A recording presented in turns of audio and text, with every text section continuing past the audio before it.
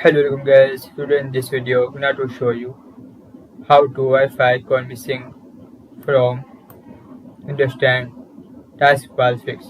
So guys, if you went to Wi-Fi gone missing from Windows 10 taskbar fix, where is it? Right click on business, click on taskbar.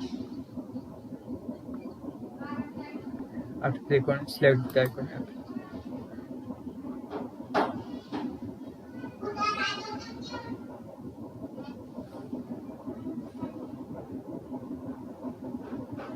After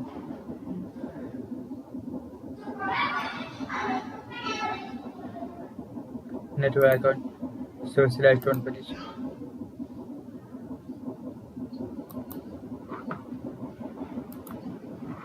After that, click in taskbar area, click on task manager.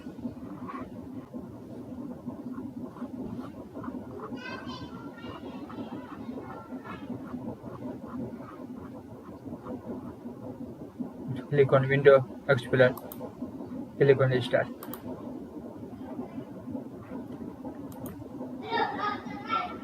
So guys, this is very simple and easy method if you want to Wi-Fi icon missing from Windows 10 taskbar fix.